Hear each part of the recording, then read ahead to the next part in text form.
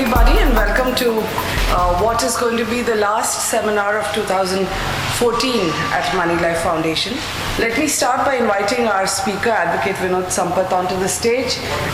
Thank you very much for accepting our invitation. This is our fourth seminar with Advocate Vinod Sampat, and we're really delighted that he's coming here again. One of the reasons why everybody loves to hear his speeches is because it's not only about him knowing the law backwards, he knows it well. What he does is to offer the most innovative solutions on how to handle your problems. Okay? And I think he's about the only advocate who's used Lok Adalat, who's used RTI, who's used every possible forum, because the goal is to get the client's problem resolved. And I don't think you can do better than hear him in what is going to be the last seminar of 2014. For those of you who know Moneylife, you don't need an introduction to what we do. I'm Sucheta Dalal. I'm a founder trustee of Moneylife Foundation. Let me now introduce Advocate Vinod Sampat. Advocate Vinod Sampat has been in the legal profession for the last 29 years, specializing on property matters. He is the president of the Registration Fee and Stamp Duty Payers Association, the president of the Cooperative Society's Residents and Users Association. He is also the honorary advisor to the Federation of Accommodation Industry in India and an advisor to the Maharashtra Chamber of Housing Industry and the Federation of Accommodation Industry in India. Covers just about everything to do with housing. Mr. Sampat is among only the 7 people who have been made an honorary patron member of the Estate Agents Association in India. In fact, in the last 30 years, they've had only 7 lawyers, I think, who have become members, right? Fantastic. And he's been on the panel of administrators and inquiry officers appointed by the Registrar of Cooperative Societies. In 1994, he was awarded the Accommodation Times Award for his contribution towards stamp duty matters. The year after, he received another award in fact, I think he's received many awards. I'm not going to list them all. He's a prolific writer. He writes in various publications, but he brings out, I think, many books related to cooperative society issues. We refer to them ourselves. There are many of them in our library at the Knowledge Center. Mr. Sampat was among the earliest to oppose the compulsory registration of flats in 1994 and the manner in which it was done. He pointed out several irregularities in the Bombay Stamp Act 1958 and forced the authorities to rectify some of them. We are all burdened with a variety of regulations that we have to comply with as members and residents of cooperative societies, and usually we have very little knowledge on such matters because it's all voluntary. I think we really look forward to hearing from an expert. This is one of our very, very popular seminars, much in demand, and we keep trying to update people every few days on what is new. In the last few months, I, as the secretary of my society, have been reading the Times of India, and I must honestly say that I'm clueless about what the government is doing, and I'm looking forward to listening to Mr. Sampat as well. May I now request Mr. Sampat to take over? Sucheta Dalal, my friend Basu, dignitaries of the dais and friends. When I was on stage, I was just talking with Mr. Basu and trying to link something with property and money life. So if I put it humorously, property consists of 2 parts. Either it is movable property or it is immobile property. Same way, money and life, both these things are very much important for one and all. Right from beginning, there has been a craze for roti, kapda and makan. रोटी और कपड़ा तो easily मिल जाएगा, पर मकान के लिए बहुत पापड़ बेलने पड़ते हैं. In youngsters, there is a joke. If your father is a poor man, that's your fate. You cannot help that. But if your father-in-law is a poor person, that is your stupidity. And my advice to all the youngsters is you should not be stupid, come what may be on the other front.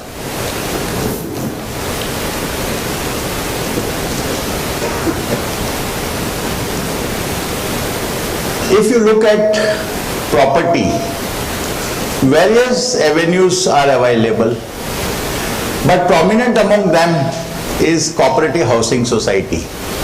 We have apartment ownership, we have rental premises pagdi. Today no one wants to keep that 24/7 headache and be satisfied with the rent. So now pagdi has almost become a scarce commodity. Apartment ownership concept is there. But by and large, if you look at Bombay, it is not an exaggeration to say that in the ownership segment, more than 85% would be Cooperative Housing Society. My lecture today is on the below mentioned topics: unauthorized construction and extensions, misuse of power by managing committee members, how to give activity to managing committee members, exorbitant transfer fees and donations, burning issue of car parking, repairs, renovation, leakages, maintenance issues, redevelopment concerns and conveyance. Just for a brief, I have presented the PowerPoint presentation. The more emphasis will be on getting our works done by using novel tactics.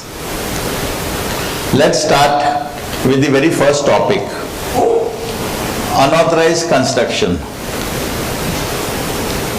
Before I plunge into this topic, I would like to share with you how government authorities are playing with us and we are getting caught in this vicious circle. In a cooperative societies, we have the Cooperative Act, the cooperative rules, the bylaws, general body meetings and the managing committee meetings. It's like the ladder. Supreme is the act, below it is the rules, below it is the bylaws, below it is the general body and below it is the managing committee. The new model bylaws have been introduced recently. If you personally ask me, I would say that this is nothing but an ego pampering exercise of our cooperative department, who some people call it as the corrupt department.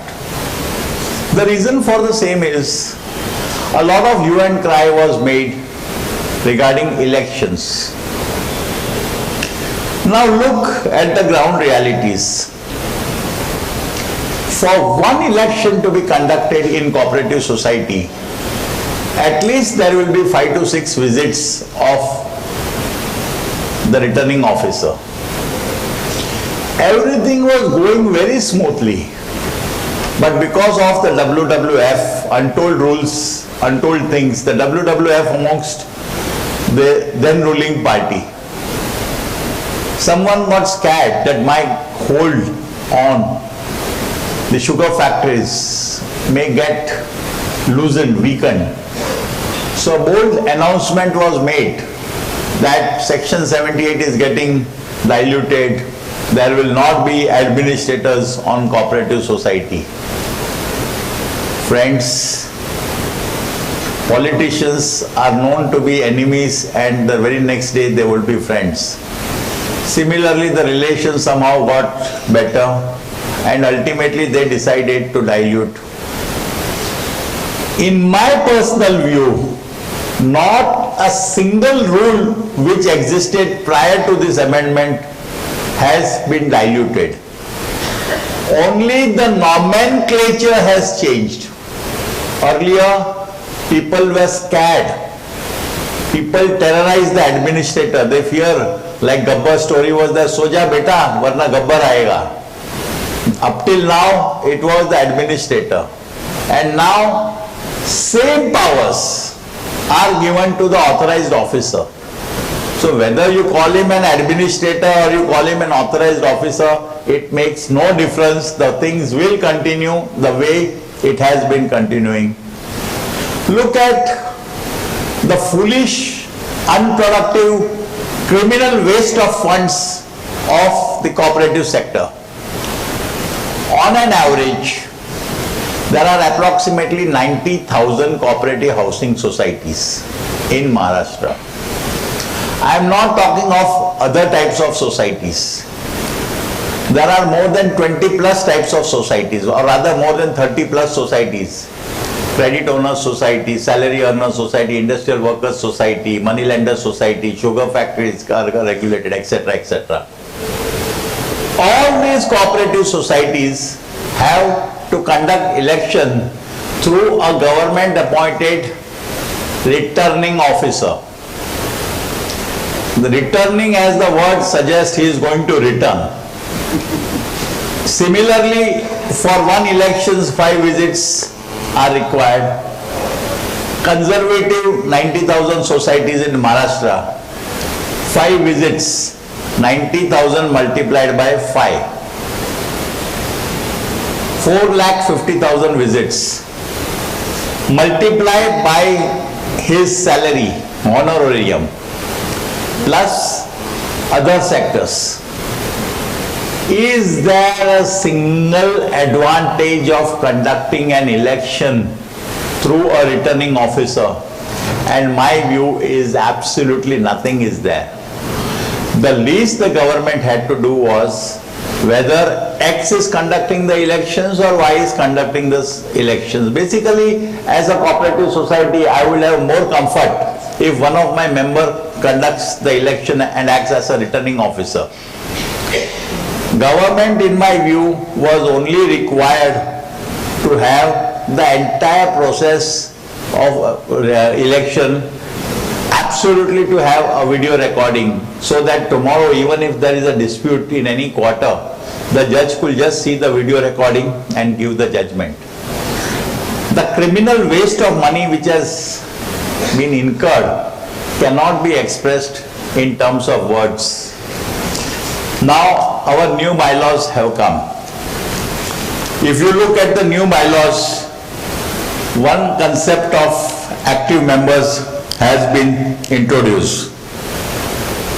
But here also there is a play. In our bylaws, we talk in terms of limit of liabilities, deposits to be taken. Everyone knows that cooperative societies office bearers, to a certain extent, are Hitlers in some manner or not.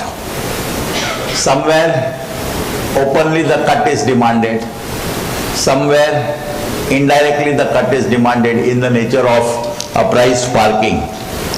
Classic examples of misuse of powers are redevelopment of cooperative society.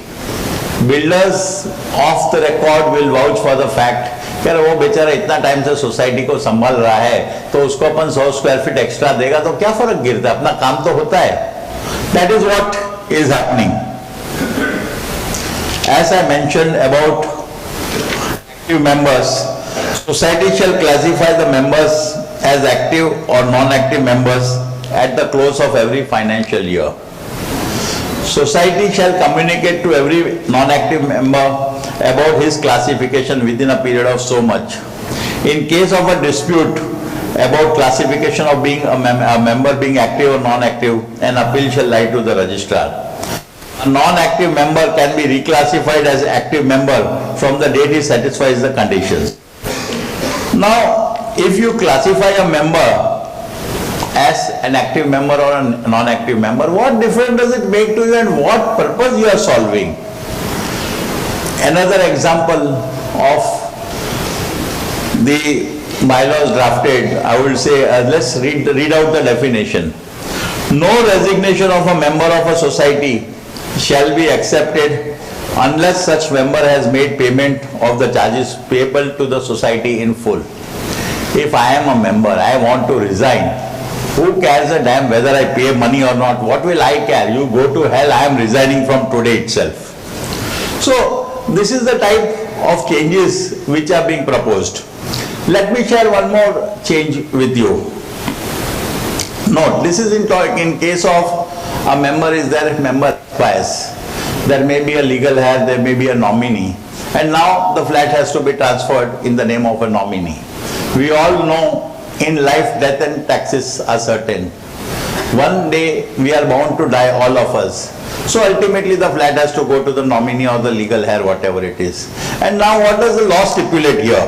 Note, in case of acquiring membership on the basis of nomination, such member shall hold the flat, stroke unit, in trust till all the legal heirs are brought on record, and shall not have the right of ownership, and shall not create the third party interest or alienation in any nature whatsoever. This is written in bylaw number 34. Now, intention may be good, but certainly it is not the intention of the legislature that supposing if the father is expired, the elder son is A, he coincidentally happens to be the nominee. So the flat is transferred in the name of the nominee on the basis of the nomination form. How much time should there be a cap before A is able to sell, the nominee is able to sell the flat? If today some understanding has been arrived, father has said that X flat will go to A, Y property will go to B, or some financial deal has taken place. But when you read the wording, whether it is 1 day, 1 month, 1 year or 100 years, it stipulates that you cannot create third party rights. It will continue in perpetuity. This certainly will not be the intention of legislature at any point of time. We look at the functions of the secretary. Some 23 list of functions are given. We look at the registers to be maintained, 16 registers to be maintained. We look at the files to be maintained, 36 files have to be maintained. And what happens? The most important paper that is required anywhere always gets lost. Today's paper also said that Prime Minister, ex-Prime Minister's dear son-in-law's file, somewhere the 2 vital papers are missing. We look at the approaches and we find that everything is available except the material thing. Now, look at these amendments. Penalty to be levied. Now, who can levy a penalty? It is the court of law. And you are putting a cap that if a member continues for a wrong thing, penalty maximum 5,000 rupees can be levied in a year. And that also after giving reasonable opportunity. So what you are trying to achieve by such thing? Now, look how government authorities are trying to pass the buck from their head to our heads. Municipal authorities are supposed to ensure that there is no illegal acts being done in the building in the nature of unauthorized construction. Today, in a cooperative society, someone commits some wrongful acts.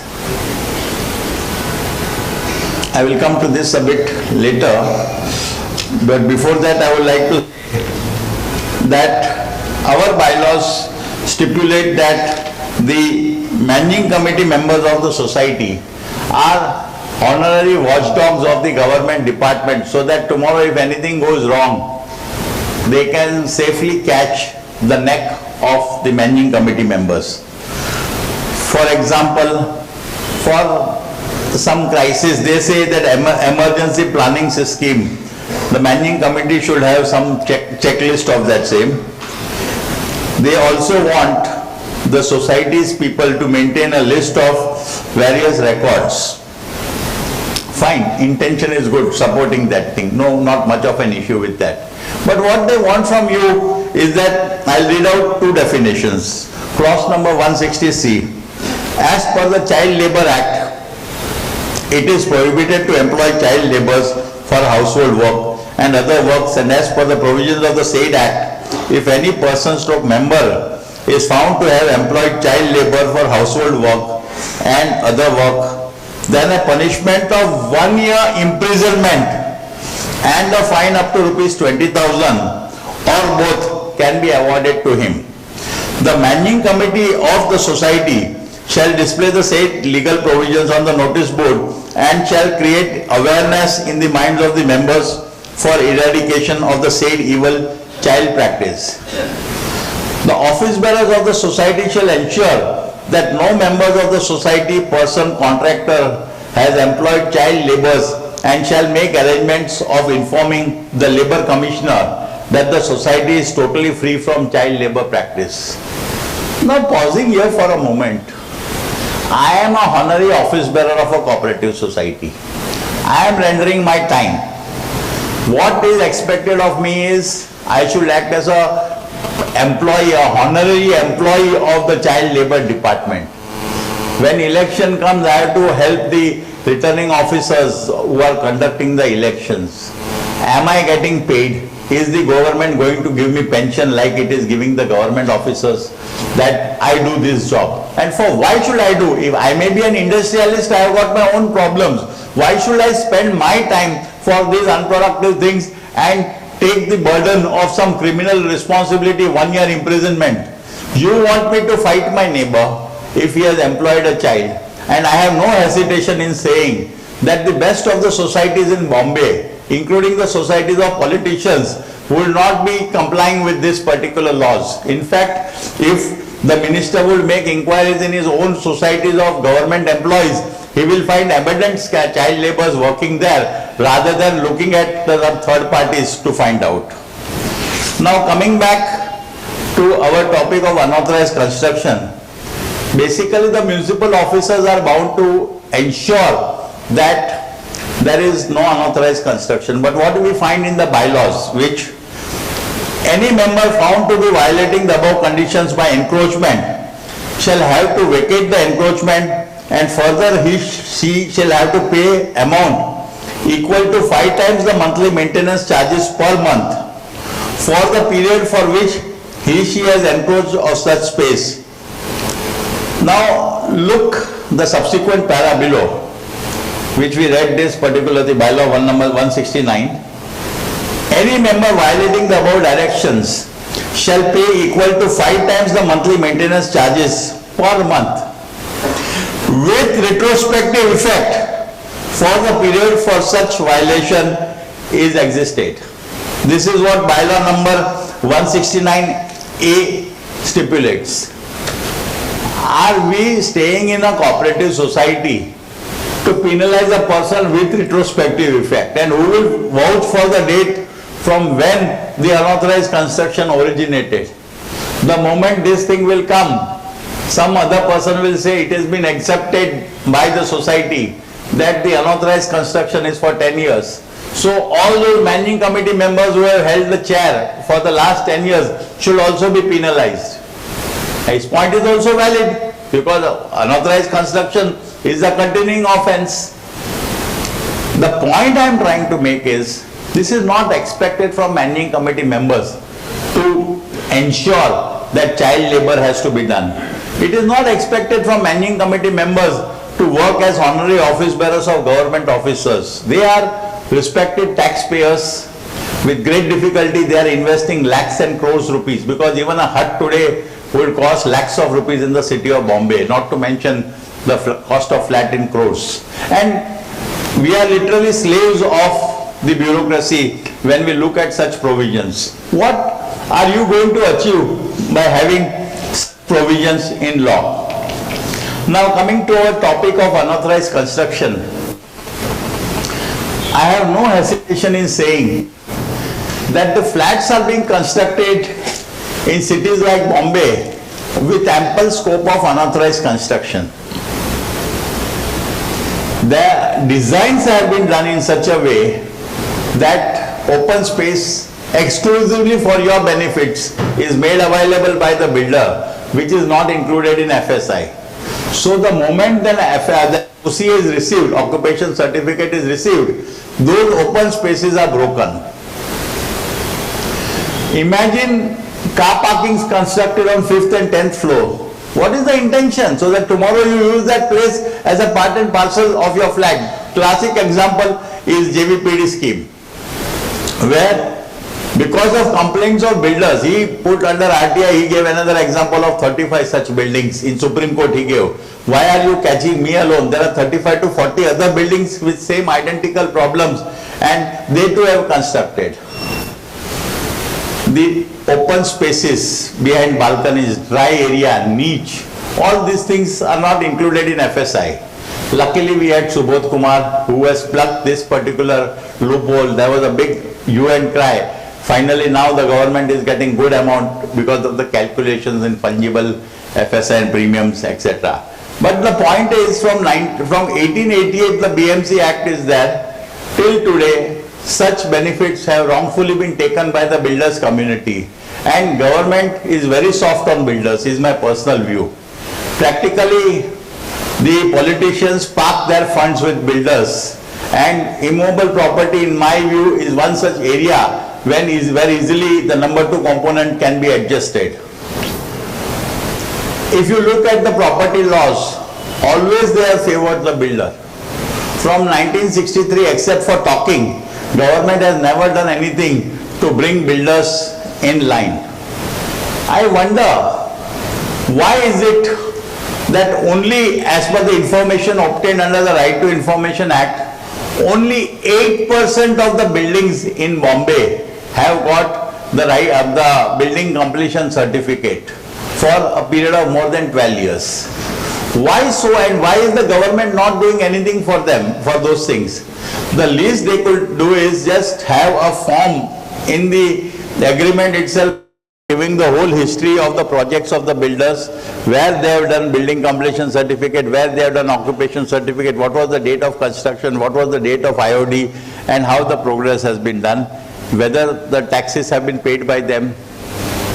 The builders, when they take up the project under Urban Land Dealing Act, they are supposed to give a declaration that they will execute the conveyance within a short span of time. And practically every builder in Maharashtra might have violated this particular law. And see the good coincidence. So many chief ministers in Maharashtra has changed, and practically every CM has kept the Urban Land Development Department with him. Also it is called no work, fat sums being apprehended, changing hands every time these things happens. And luckily now this ULC has been removed. Look at the guts of the builders. In today's paper only it is there that a society at Borivali, a huge number of floors are unauthorized and unauthorized construction is done. This is just misusing the provisions. But if you look at some other avenues and how they have done, Taj Mahal Hotel, which we have here, up till now had only 16 paise per square feet, I am told, as property tax. And next to it, we have the Oberoi. Just go and have a glance at Oberoi. Very nice place to have a walk. I am told an FSI of 9 has been granted to Oberoi hotels. Whether it is right or wrong, I don't care. But one can safely presume that Oberoi hotels, the length and breadth of that plot does not deserve so much construction as has been constructed there. So these types of places are not only not common, but intentionally people are, builders lobby is allowed to take advantage of it. Look at Annexure 2 of SRA. Many times, many occasions it is seen it is bogus. At Grant Road, one small building is there, good height, because in each premises they have shown as if 5 families are staying, and for the 5 families 5 rooms are allotted, and against that 50% area as FSI has been allotted. And all these things what I am telling you about this particular scheme, everything is in High Court, and there also all these papers have been annexed. The point I am trying to say is builders lobby knowingly or unknowingly is getting a good amount of incentives from government which we are not much aware. Fungible FSI, you and cry was created, government is going to lose, but now in the last 2 years crores of rupees are received in the nature of taxes. Now when in your society there is unauthorized construction, just don't expect the society office bearers to take action. Ultimately that is a loss for one and all, because tomorrow when your society goes for redevelopment, you too will be a sufferer. If I have done unauthorized construction, I will not leave that unauthorized construction. When society is going for redevelopment, I will demand my pound of flesh from the builder, openly or silently. but then only I will leave. And the classic example of the same is open terrace. A child also knows that there is no provision in law which permits builder to sell open terrace. And buildings are designed in such a way that some flats enjoy the advantage of a terrace. 1/3 is the prevailing rate for a terrace. Legally speaking, flat is defined as a separate and self-contained set of premises. If it is a separate and self-contained set of premises, how can one particular member or a flat purchaser have the benefits of the same? When you see unauthorized construction in the society, there is a designated officer of the Bombay Municipal Corporation. Lodge a complaint by dramatizing the facts. Here are some of the sections I have written. Just as a lady puts masala and makes the food tasty, so you have to dramatize the facts, emphasize in terms of unauthorized construction, and no harm referring to earlier letters and saying that this unauthorized construction, in your opinion, is of so many crores rupees, and we apprehend that the BMC officers, whom some people call as bachelors and masters of corruption, BMC for that, are hand in glove with that officer. Today's newspaper also mentioned about the irrigation scam, where about 21% of the total project amount has to be kept as speed money. Then only the project will go through. Openly it is there in a leading newspaper of today's. Whether it is right or wrong is a different issue, but the proverb, when there is fire, then only there will be some smoke. So whether that 22 is right or wrong, but one can safely presume that some such thing is certainly there. So when you look at unauthorized constructions, when you invoke all these things, and please use the RTI. There is no savior for you except the RTI, because all other things, evasive things will come. And the best thing is, don't visit even the office. Go on filing appeals after appeals, and that will give you wonderful results. You bluntly write in that RTI, I have no interest in coming to your office, it is a criminal waste of time. You look at my papers, you look at my documents, and you pass an order. I am not concerned with whatever reply is being filed by the other party. These are my papers, these are the video clippings, these are the photographs. Compare your plan and let me know. BMC officer have a unique tactic of asking you for the plan. You write that you are a paid employee, you are supposed to get it from your boss, be a municipal commissioner. Don't expect me to provide you. It is in your department, you go and search to that department, and if you don't find it there, that particular file is not traceable or missing, you file an FIR against that officer, because they are very good at protecting one another, so they will not dream of in terms of filing FIR against their officer. There are judgments under RTI that if a file is missing, they are bound to file an FIR. The designated officer is given that thing. The next topic is misuse of power by managing committee members and how to give activity to managing committee members. A flat is a thing very dear to a flat purchaser. When you purchase a flat, the law stipulates that within 6 months you should get the share certificate. There are so many instances where share certificates are not given to the members. I have seen some members literally crying for share certificate, and the society's office bearers have the sadistic pleasure of demanding transfer amounts and some other considerations sometimes before parting with the share certificate. At times the office bearers choose a convenient parking slot for themselves. They do not give NOC if a member wants to take loan. If a member wants to organize a function, just because he happens to be a critic, permission is not given to him. If they want to utilize the terrace for some Navratri function or some sort of functions, there are double standards prevalent. If a person is in their good books, they will grant many permissions. They even won't take charges also. And for others, the law is taken in a different way. So these are the ways in which the managing committee members try to show their authorities, they try to bully the members. This is happening time and again, and even the other members, they know of the fact that the managing committee members are bullying some members, but they say ultimately उन लोग society का काम करते हैं ना, जाने दो उसको.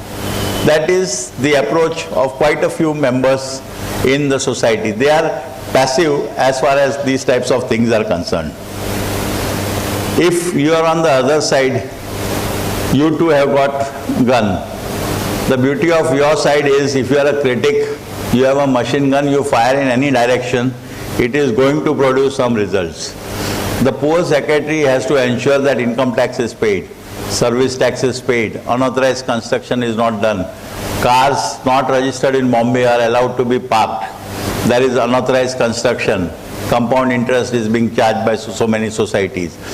The limit for transfer amount is 25,000, but many times some societies, they charge much bigger amount, much higher amount. Non-occupancy charges also are exorbitantly levied. And the line of argument that is put up, अरे वो society का member 50,000 महीने का कमाता है तो 5,000 रुपये अपने को देगा तो क्या प्रॉब्लम है उसमें? Instead of going by the rule of law, they try to create, look at it in a commercial way, which ultimately is not the intention. And the best way is to target the professionals appointed by society. The new model bylaws and the housing rules which have come, the housing regulator, this housing manual, it stipulates that the auditor has to listen to the members' complaints. He is supposed to remain present in the general body meetings of the society, which normally no chartered accountants would like to remain present, nor are they remaining. But this is written on paper, and so professionals always are weak targets in my opinion. If there is some wrong thing done in the society, as a member, you have every right to initiate professional misconduct against the chartered accountants. Similarly, to the advocate who is representing you, you are within your rights to ask for the copies of the Roznama. If your advocate is not rendering the proper service, you can file a complaint against him with the Bar Council. Though I am an advocate, I am telling this thing. You have a lot of power.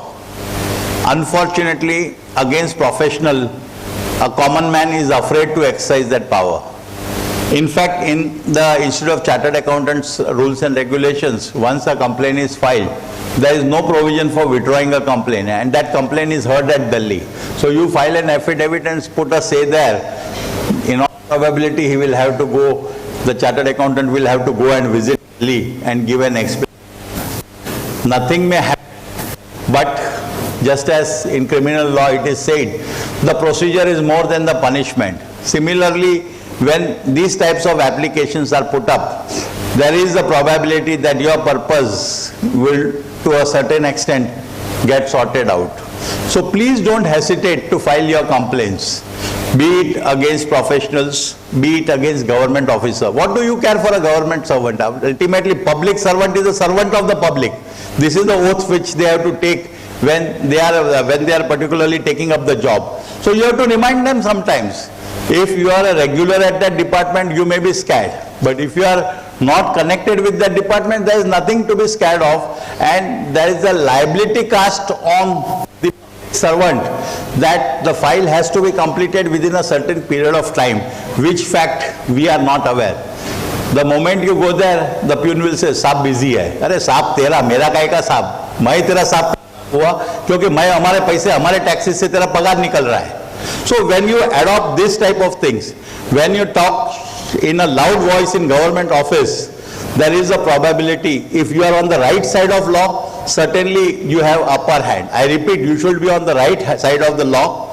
Try to understand the difficulty of the government officer, but don't tell him to take you as a joker. Be blunt to him. Sir, give me a specific date by which you will sort out my grievances. Who is responsible for this thing? And if he does not do this work within a particular day, then what action you propose to take against him? Then what? This concept requires to be cultivated while dealing with government officers. You look at a government officer, typical government officer. He will tell you to put his complaint, your complaint in writing. But does he give you any commitment when he will complete the work? Does he give you anything in writing except a 70 mm smile and a sweet talk? They are masters in this field, so you have to make your complaint in such a way it automatically produces. And the best way of it is address complaints from CM to Chaprasi in the same letter, highlighting the fact and following it up every fortnightly using the RTI. This will give you wonderful results, because the moment a letter is written to CM, he just, without naming it as a waste paper basket, he will just pass it on to the junior and say, send it to the concerned department and ask for remarks from that department. तुम्ही त्या योग्य कारवाई करा आणि त्याचा अहवाल या कार्यालयाला पाठवावा. This is a stereotype, style letter kept in government department. So the officer who was supposed to do the work has to write 5-6 letters, be it to the chief minister, deputy chief minister, deputy chief secretary, principal secretary, commissioner, blah blah blah. So your matter, like a school teacher, repeat it 5 times. Same policy will apply here. He will have to write 5 different letters, because we know how efficient our government system is while working. They will never find the letters reaching within the time-bound period, and every now and then when he takes out the file, automatically in his priority list, your file will move to some extent faster. Basically, transfer is a contract between the outgoing member and the incoming member, and with a view to have the involvement of the cooperative society, a token sum of 25,000 is permitted to be charged in the city of Mumbai. But here also, as we say, rules are two-sided. If you are a moneyed person, if you are an influential person, laws are always bent and you are permitted to charge more also. There are cooperative societies who have amended their bylaws and are charging lakhs and lakhs of rupees officially. Even Supreme Court has recognized those rights. It is called voluntary donation given by society. That is, Bajaj's case is there for a Valkeshwar property by Bajaj Rajkamal, I don't remember the name of the society, Bajaj Society, they have charged. In the case of Samudramal also, a huge sum has been charged and a stay has been given by the High Court in spite of a few orders being against. The point is, if the law expects 25,000 as the limit, but because bylaws have been amended and some certain other things have been done, so some societies are able to get through this, but by and large, in 99% of the cases, 25,000 is the amount that can be charged. Car parking, as we see, again double standards classic example. The law up till now was crystal clear. Builders cannot sell car parking. Builders cannot sell open parking still. Builders cannot allot car parking still. Builders cannot allot open car parking space. But in the new act, this power has been given to the builder. So the judgments which have been available till today for the societies constructed, formed just 1 year ago, is different, and now the new societies which will be formed, that the builder can say, I have got a right to park the vehicle and sell the parkings. Let me share with you a classic example of abuse of power as regards car parking with the name of the society and the name of the builder. Oberoi Woods at Goregaon, builder Oberoi Group, with one flat, they have transferred 125 plus car parking space. Registered agreement. One registered agreement and 125 car parking space 2 years ago have been sold by the builder to his own sister company.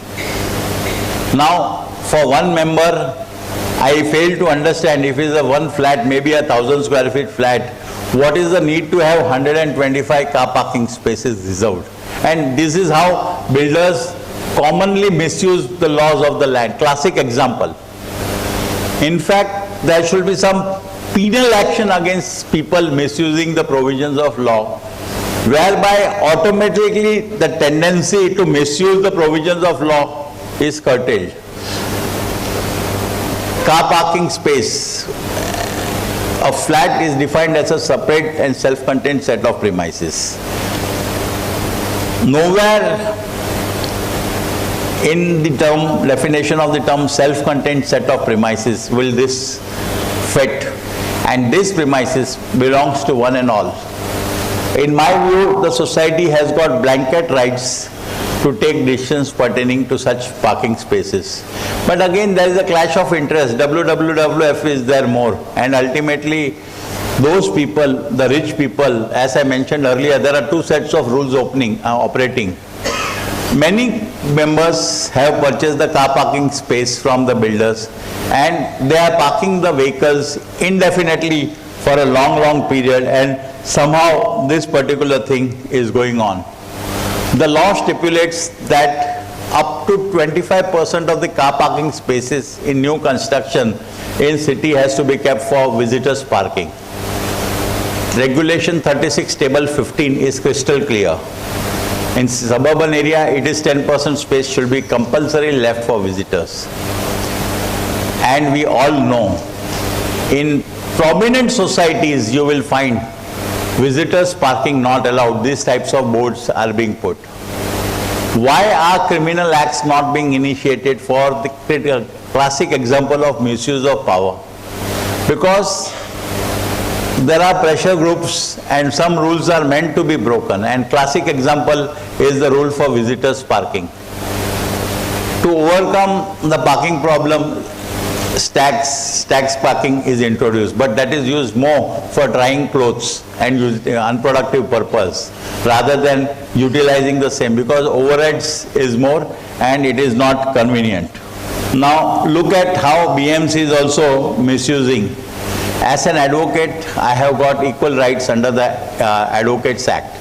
But if I go for redevelopment of a building or a new BMC plans to be passed, BMC says, sorry, we will not recognize the certificate of an advocate. We want the certificate of a solicitor. Classic example of BMC also insisting that discrimination, which is ultimately it is violation of the provisions of the Advocates Act. If you are in a group, I would always advise you to have multiple avenues. One of you should go to consumer forum, because according to me, the best remedy will come to you is from consumer forum. Damages can be claimed. Others should go to cooperative court. Some should go to registrar. So by this way, you are creating a pressure group, and even if one of you is succeeding, automatically the society will, to a certain extent, get weakened. I repeatedly say that consumer courts have a lot of advantage over other courts. Number one, speedy justice. Number two, to a certain extent, they are friendly with consumers. Number three, the informal powers and the formal powers exercised by consumer courts cannot be expressed in terms of words. A simple order of a consumer forum, if it is not implemented, straightway initiate action under section 25 and 27. The person who is violating, straightway summons will go to him from the police station, and criminal law machinery is automatically evoked. Secondly, for not complying with additional fines, etc. can also come. And lastly, the benefit in consumer forum is you can put pressure from day one by invoking the prayers for interim relief. If, for example, it is a matter of conveyance, don't ask that I have not got conveyance. Conveyance is only a small byproduct. You have to focus on getting the property card transferred in your name and see your power. I will share with you some of the provisions which are not used by many of us. One such classic thing is section 6 of the MOFA. What does it state? Responsibility for payment of outgoing still property is transferred. A promoter shall, while he is in possession and where he collects from persons who have taken over flats or are to take over flats, sums for the payment of outgoings, even thereafter pay all outgoings including ground rent, municipal or other local taxes on income, water charges, electricity charges, revenue assessment, interest on any mortgage or other encumbrances, if any, until he transfers the property to the person taking over the flats or to the organization of such persons. that is the cooperative society. Until the property is conveyed, you have every right to claim these monies from him. They may not grant you, which normally they are not granting, but the point is it adds to the quantum of pressure that is being built up on such people, the builders community namely. So this is a very good tool which has got to be exercised. Another thing is, model agreement prescribes certain conditions are compulsory in nature. I'll just read the explanatory notes. Model form of agreement to be entered into between promoter and purchaser of flats. Note number 1. This is only a model form of agreement which shall have to be modified and adapted in each case, having regards to the facts and circumstances of each case. But in any event, clause numbers 1, 2, 3, 4, 5, 8, 9, 10, 11, 12, 13 and 22, which are statutory and mandatory according to the provisions of the Act, and these rules shall be retained in each and every individual agreement executed between the promoter and the flat purchaser.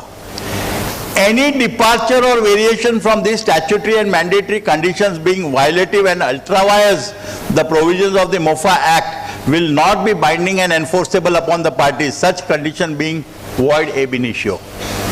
The rights in the property, builder will say, look at this clause, look at that clause, don't worry. Agreement is a contract. What is written in law is a statute, and always statute will supersede a contract. Interesting thing is, this note number 2, look and how you can take fun of it. Clause C of section 2 of the Act defines promoter to mean inter alia person who causes to be constructed a block or building of flats, that is an owner of the land and building, who engages the developer, also a promoter, as his agent to develop the land and building and authorize him to dispose flats. In such a case, the owner will have to be joined as a confirming party to the tripartite agreement in model form of agreement to be executed between the promoter and flat purchaser and the owner, so that the owner is bound by all the terms and conditions and covenants of the tripartite agreement. So when you go to consumer court, don't talk in terms of conveyance, don't talk in terms of the small things. You say, my agreement is defective, my stamp duty is not properly paid, my registration is not done properly because this is not done. So I want the builder to rectify the old agreement, include the owner of the land as a confirming party, execute a tripartite agreement. In a cooperative society, there may be 50 flats, and if builder is told to pay 50 stamp duty, 50 registration fee, he is bound to come on the compromise table. As I was telling you, when you go for interim reliefs, you have got a lot of power. There are various forms prescribed in MOFA, form 1, 2, 3, 4, which stipulates that details of the payment, details of the bank account, how the money etc. is being, investor's name, the transfers being done. So at the ad interim stage, you ask for all those papers. In all probability, because the housing department is very cooperative with the builders, I have not seen a single builder maintaining these forms. So in all probability, the builder from whom you have purchased the flats will not have maintained form 1, 2, 3, 4. So at the interim stage, when you ask for all these things, the quantum of pressure will go up substantially on him, and he will indirectly try to settle the matter with you. Conveyance is important, but conveyance is not the ultimate solution. What we require is the property card should be transferred in the name of the legal entity. Promoter is duty bound to take steps to protect his interest in the property, to protect the interest of the flat purchasers and ensure that we are getting the title of the property. So your focus has to be to get the property card transferred in your name. Once you are focusing on property card, other things become very much incidental. Let me share with you the provisions of section 11 of the MOFA Act. Promoter to convey title, etc. and execute documents according to agreement. A promoter shall take all necessary steps to complete his title and convey to the organization of persons who take flats Other things are not important, that much important. See, now first thing, promoter is the builder. What happens in the city, in cities, and when property transactions are taking place, builders largely used to pay the stamp duty. He used to say that the original owner, I will give you the conveyance. But when you look at the definition of section 11, promoter to convey title, etc. word is very important. You have to emphasize that first and foremost, the builder should get the property card transferred in his name. There is no provision in any of the laws which stipulates your cooperative society to sign the conveyance deed. Absolutely no need. Builder has to convey the property to you. Your signature is also not required. This, many solicitors will not agree with you, and many legal fraternity people are inclined to favor the builder, and they will ask you a big number of documents. Bring your stamp duty receipt, bring your registration fee receipt, give me the details of transfer. The law clearly stipulates within 4 months this has got to be transferred. The agreement is prepared by builder. Builder is coming to the registration office. He has a copy of the registration receipt. It is his own agreement. He has come to the registration office. So why should I provide him a single copy? And when we get such letters, very arrogant letters we write, we tell that you come in person, meet our manager and go door to door with the flat purchasers, because you have minted money, not us. It is your duty to comply with your statutory obligations. You get the property card transferred in your name. The ULC undertakings given by you categorically stipulate that you will convey the property. The building completion certificate is very important. Only 8% cooperative societies have the building completion certificate. I am told by persons in the know of the thing that the Bombay Municipal Corporation officers expect speed money of more than 1 crore rupees while issuing building completion certificate. In fact, these things have recently come in a reputed newspaper, daily newspaper also, that more than 1 CR is demanded for building completion certificate. So when you start speaking in this particular language, you will see the winds of change and the tone getting changed to a considerable extent. If your builder has taken certain amounts from the investor and has sold the flat from A to B, transferred it in his book, he is your trustee. That's percentage amount which he has taken, he is supposed to share with you. And let me tell you, very practically the approach is in court. You can make a bold statement in court that this is the agreement value which we have paid, and over and above the agreement value also he has taken many amounts for which he has not given a receipt. No harm.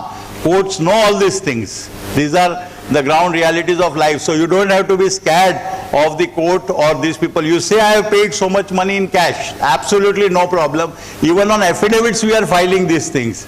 So you don't have to be worried. It is he who will get very worried, because tomorrow if the matter will come, scrutiny will come on him, because he has taken from 100 people from this one project, 100 people are there, and like this there are 20 projects. So we can say that if this much percentage is taking from this society, in all probability for the other societies also is taking in the same way. This is my assumption.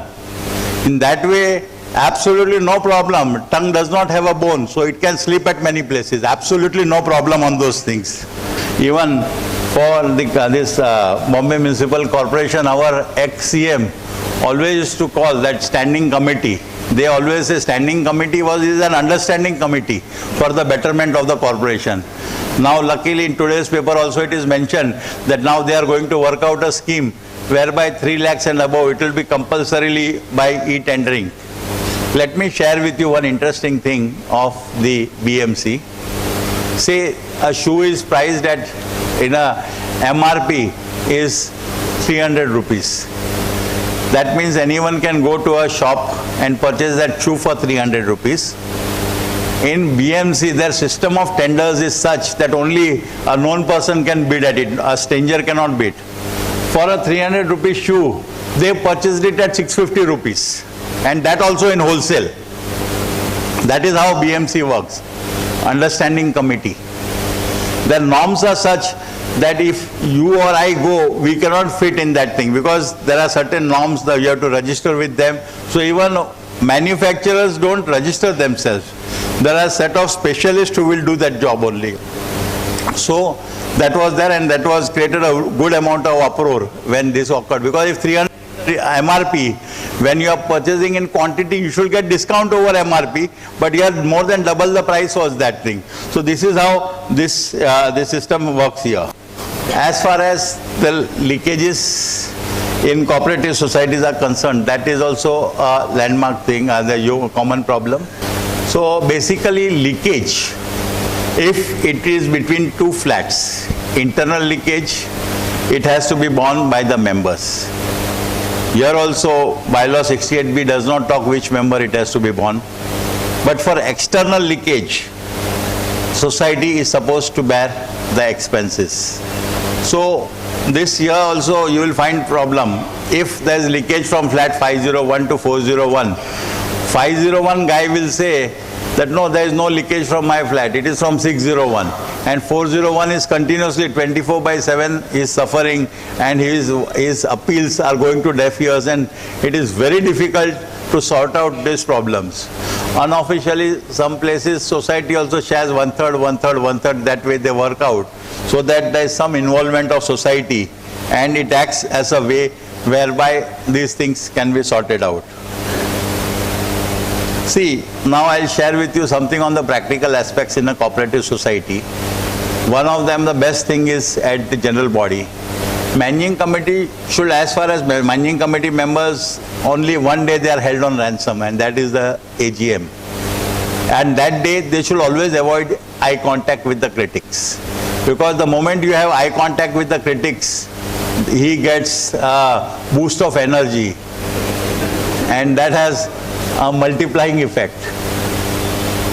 Secondly, one of the persons before the meeting starts should make a submission that time is precious. I will allow a person to speak once, and only if time permits, second question will be allowed.